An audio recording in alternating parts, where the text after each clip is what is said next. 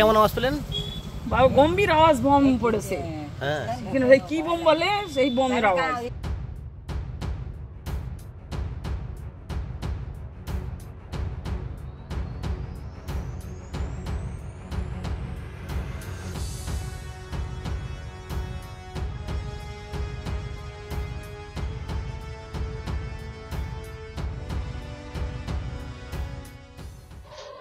এখানে হয়েছিল যে এখানে আমি এই টয়লেটে এসে দেখলাম যে ওই পারে একটা গোল মতন বোম ছিল আর কি, দেখলাম ধূপ দিয়ে আর কি সুতো দিয়ে জড়ানো।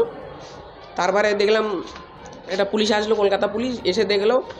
আমি বললাম কলকাতা পুলিশকে গিয়ে দেখলাম যে ওখানে স্যার বললো, তারা বললো যে ফেটে যাবে, তাড়াতাড়ি করে সরে। এবার আমরা সরে আসলাম, সরে আসার পর ফেটে গেল, পুরো কানটা একদম বিরাট জোরে ফাটলো।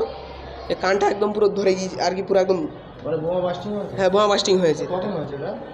এটা হয়েছে এই একটুখানি আগেই, একদম পুরো একটুখানি আগেই হয়েছে।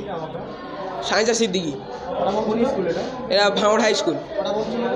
একটা বোম ছিল, একটা গোল।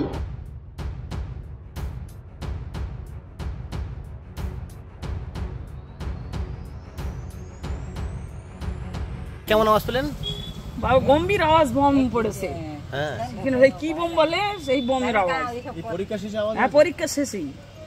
কটা বোম পড়েছে? একটাই পড়েছে। কটার দিকে হয়েছে এটা? একদম পরীক্ষা শেষ হয়েছে। কটায় পরীক্ষা শেষ হয়েছে? একদম পরীক্ষা শেষ হয়েছে 10 মিনিট পরেই হয়েছে। কোন স্কুলের ছাত্ররা পরীক্ষা দিচ্ছে জানেন? এগুলো সেই যে মেয়েগুলো বার হয়েছে, এরা তো নাংলার স্কুল, নাংলায় বাড়ি। স্কুলের মধ্যে থেকে আওয়াজটা? হ্যাঁ, স্কুলের মধ্যে থেকে।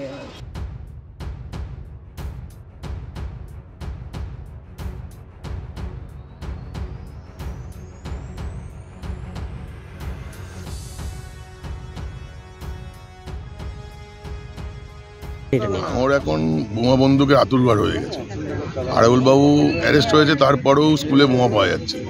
মানে তৃণমূলে আমলে আর কি দেখতে হবে। ওই স্কুলে যদি বোমাটা ফাটতো, যে পরীক্ষার্থীগুলো তারা আহত হতো, কারোর হয়তো জীবনহানি হতো, তার দায় কে নিত? অ্যাকচুয়ালি পশ্চিমবঙ্গের পুলিশ একদম অপদার্থ হয়ে গেছে। তাহলে এইসব বোমা বন্দুক উদ্ধার করা পুলিশের কাছে 1 ঘন্টার কাজ। কিন্তু পুলিশ দলদাস, পুলিশ কিছু করবে না, সাধারণ মানুষ মরবে।